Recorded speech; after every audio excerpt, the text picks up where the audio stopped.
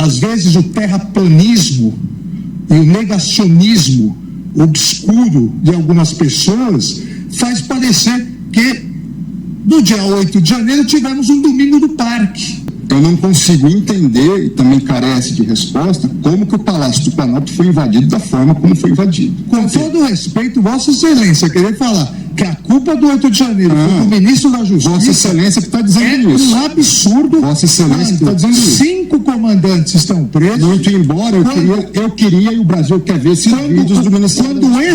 Quando o ex-ministro da Justiça, que sucedeu Vossa Excelência, fugiu para os Estados Unidos... Eu sou advogado de ninguém. E jogou o celular dele no lixo. Eu não sou advogado e foi preso. E agora Vossa Excelência Vossa Excelência vem no plenário do Supremo Tribunal Federal. Bom dia, senhoras e senhores. Hoje é 3 de junho de 2024. São 8 horas da manhã. Alexandre de Moraes e André Mendonça, o ministro terrivelmente evangélico nomeado por Bolsonaro, voltam a se enfrentar no STF. Na verdade, não só ele, o Nunes Marques, os outros 10% do Bolsonaro no STF, nessa questão relativa ao aborto, voltam a se enfrentar no STF justamente por conta da pressão evangélica que se mostra um poder acima de todos os outros poderes nesse país. Bom, seja como for, antes de começar o vídeo, eu quero pedir a você que acompanha o Blog da Cidadania que deixe o seu like, compartilhe este vídeo e se inscreva no canal para ajudar a gente a fazer o nosso trabalho. Resolução do Conselho Federal de Medicina, aquele que permitiu que os médicos receitassem cloroquina durante a pandemia, quer restringir o aborto em gravidez de estupro. É brincadeira? Não, é verdade. O Conselho Federal de Medicina avançou, investiu contra a lei que permite que mulheres que foram estupradas não tenham o filho do estuprador. Apenas isso. O Conselho Federal de Medicina editou a resolução 2378/2024, que regulamenta o ato médico de assistolia fetal para interrupção da gravidez nos casos de aborto previsto em lei oriundos de estupro. Ou seja, em determinadas situações, a mulher seria obrigada a ter o filho daquele que a estuprou. E mais, criar esse filho e reviver aquele momento a cada dia da sua vida. Não é? Por mais que uma pessoa seja bondosa, é inimaginável que um ser humano consiga olhar para um ser que representa o fruto de uma violência e não ter sentimentos contraditórios. Isso geraria um desastre na sociedade. É o fundamentalismo religioso agindo. Bom, seja como for, o Alexandre de Moraes, com a coragem que lhe é peculiar, não hesitou, não pensou duas vezes. O Alexandre de Moraes suspendeu os processos baseados nessa resolução do CFM que dificultava o aborto legal. Simples assim. Não pode, está na lei, é permitido. Não se pode obrigar um ser humano a levar adiante um processo como uma gravidez que é produto de um ato de violência. Bom, o CFM disse que o feto sofre ao recorrer em liminar de Moraes sobre o aborto, que é algo absolutamente ridículo, porque não dá para o feto sofrer, porque ele não tem as terminações nervosas, o feto ainda não tem um cérebro, é um feto, não está formado, não é um ser formado que tem sentimentos e pensamentos e sensações. O que está se formando num feto é o protótipo da sua biologia, e isso a ciência já deixou muito claro. Seja como for, o Nunes Marques, o outro ministro evangélico, além do André Mendonça, ele leva ao plenário físico, vai levar ao plenário físico, ou melhor, já pediu para ser julgado no plenário físico, nos 11 ministros, a resolução do CFM sobre o aborto, na esperança de que o STF vá aprovar uma excrescência como essa.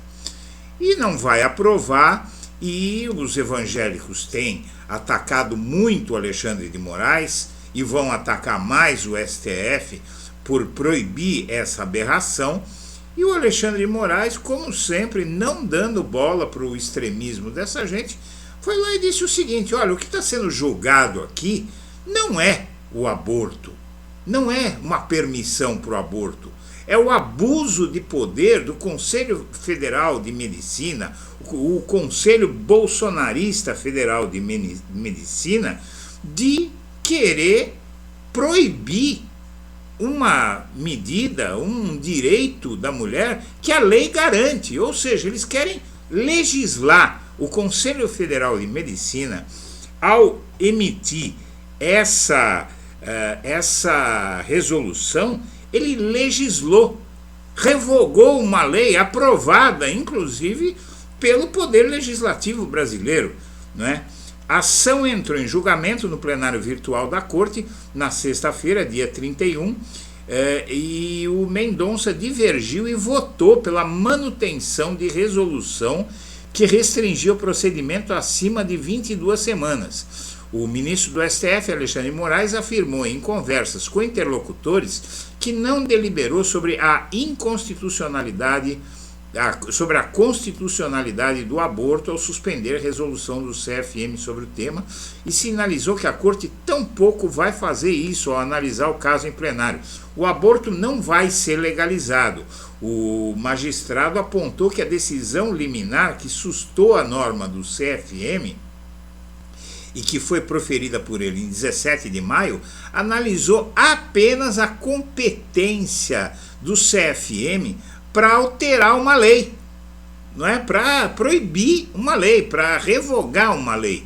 Em outras palavras, segundo pessoas que tomaram conhecimento dos diálogos, não está sendo discutida a legalidade do aborto no Brasil, mas um eventual desvio de competência e abuso de poder por parte do Conselho Médico. A arguição de descumprimento de preceito constitucional 1141, que discute a resolução do CFM, entrou em julgamento no plenário virtual do STF no dia 31 de maio. André Mendonça divergiu de Moraes e votou pela manutenção da resolução da autarquia. E Cássio Nunes Marques, por sua vez, apresentou um pedido de destaque para que a ação seja analisada pelo plenário físico da Corte, como você viu.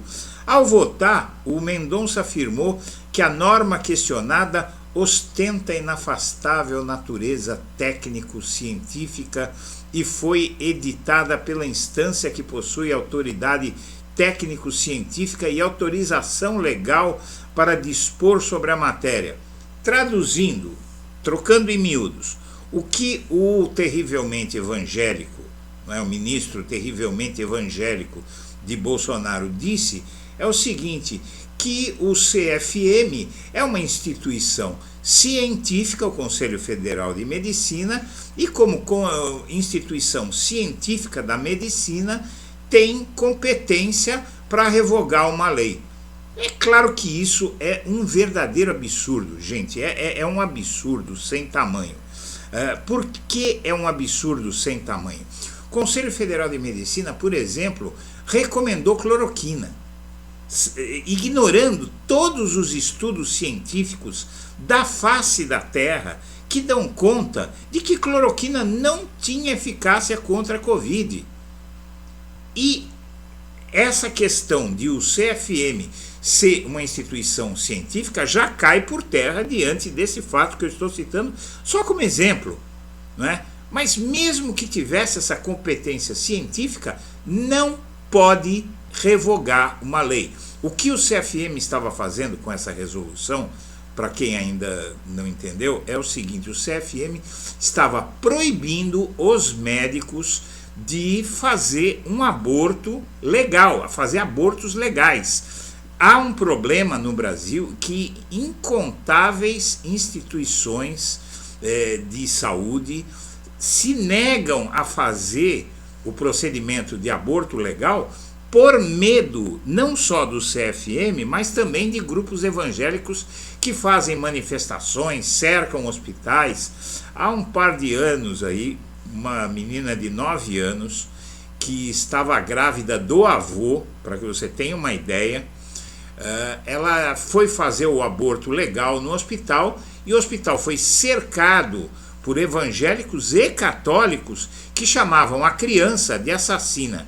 Então, vem em bom momento, e a coragem do ministro do STF, inclusive que agora está tendo que enfrentar a própria mídia de direita, que ajudou a dar o golpe de 64 no Brasil, o Alexandre de Moraes, com essa coragem, ele continua fazendo valer a Constituição brasileira, as leis e o Estado Democrático de Direito. Aqui o blog da Cidadania diz: viva Alexandre de Moraes. E vamos em frente. Gastança de Lula dá mais ganhos a rentistas. O jornal Folha de São Paulo está cada vez mais reacionário, está indo cada vez mais para a direita e já faz elogios a Bolsonaro. Esse editorial da Folha diz que o Lula está desequilibrando as finanças. Por quê? Porque a imprensa disse que o Brasil não ia crescer esse ano. E o Brasil está crescendo. O primeiro trimestre já vai ter crescimento de 1% ou mais. E, na verdade, o que a mídia queria era que o Lula derrotasse o Bolsonaro, porque o Bolsonaro ameaçou fechar todos esses veículos se ele tivesse um segundo mandato. O Lula fez o que eles precisavam que fosse feito, derrotou o Bolsonaro, e agora eles querem colocar um direitista porque o Lula voltou a dar dinheiro para pobre, a gastar dinheiro com pobre, não é? Então eles ignoram, por exemplo, as agências de classificação de risco que dizem que a economia brasileira está muito bem administrada, obrigado. E estão inventando aí déficit que não existe, porque o déficit público hoje é menor do que na era Bolsonaro. E aí eles culpam a pandemia pelo déficit público. Não é verdade, não é verdade. O governo Bolsonaro tinha uma economia toda desorganizada, uma inflação de 2 dígitos, um desemprego de 2 dígitos e lá vai pedrada. Hoje a inflação caiu, o déficit público caiu, o desemprego caiu e a gente tem que ler um editorial pilantra como esse da Folha de São Paulo. O projeto do novo Código Eleitoral propõe freio na candidatura militar. O texto vai restabelecer a quarentena para integrantes das Forças Armadas e de Segurança, além de juízes e procuradores. Para o relator, o militar que postule um cargo eletivo e perca não pode ser incorporado. Continua a luta para tirar militares da política, né? Vamos esperar que um dia isso seja possível. Supremo decide se parentes podem chefiar executivo e legislativo ao mesmo tempo. Essa decisão, que vai passar pela mão da Carmen Lúcia, que quem acha que ela vai ser mais branda que o Alexandre de Moraes não conhece a senhorinha aí.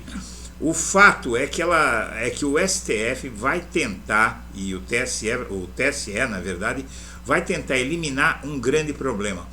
Esse problema é municipal. Eu resumo para você aqui do que se trata a notícia. O problema é municipal. O que é que acontece? Em cidades, inclusive em pequenas cidades, uma mesma família tem a prefeitura, o prefeito e o presidente da Câmara de Vereadores são da mesma família. Aí eles criam um pequeno reinado ali. Essa família passa a mandar na cidade e fica acima das leis, acima de tudo, e é quase uma família real. Isso tem que acabar e o STF vai pôr freio nisso também, e a sociedade brasileira, as pessoas conscientes, têm que se unir em torno do STF, porque é o STF hoje que nos separa do abismo. Aldo Rebelo, o comunista que virou bolsonarista e que vai ser vice desse prefeito de São Paulo, que se não se reeleger vai ter muita explicação a dar para a justiça, esse sujeito aí é aconselhado a deixar a prefeitura nesta semana, porque ele ainda ocupa um cargo na prefeitura, né? Isso é um ex-comunista, que inclusive foi ministro do esporte de Lula e hoje é aliado do Bolsonaro. O Lula faz ajuste na estratégia, reúne integrantes da articulação e vai iniciar também encontros com líderes da base. Eu até entendo que o Lula não queira se expor a esse nível de parlamentares que nós temos hoje no Brasil. Mas nos governos anteriores ele fazia aquele corpo a corpo direto com as lideranças dos partidos na Câmara e no Senado. Hoje não faz mais e a gente está tendo cada vez mais dificuldade com o poder legislativo. O Brasil está tendo, o governo dele está tendo. Então o Lula precisa fazer essa articulação, por mais que ele não queira. A polarização vai influenciar eleições municipais das 100 maiores cidades brasileiras, diz pesquisador. PT e PL são os partidos que mais crescem no grupo analisado e vai ser um enfrentamento meio que PL versus PT nas maiores cidades brasileiras, e isso é um desastre para o nosso país. A Maria do Rosário, sempre ligada a direitos humanos, a deputada lá do Rio Grande do Sul, votou contra a saidinha de presos para evitar ataques da oposição. Essa é a explicação que ela dá. Me desculpe, dona Maria do Rosário, mas eu não aceito essa explicação. Os direitos humanos têm que se sobrepor e não dá para votar a favor de uma excrescência que impede a progressão de pena dos presos, piorando a situação carcerária e causando o risco de uma explosão de revolta no sistema penitenciário brasileiro. E por último, o caso Marielle. A Polícia Federal vai ouvir hoje o delegado do caso Marielle lá no Rio de Janeiro, que estava envolvido no crime contra ela e se fingia de investigador, quando na verdade estava atrapalhando as investigações que ficaram paradas anos por conta também desse sujeito. Senhoras e senhores, eu agradeço a atenção e deixo meu abraço para todo mundo.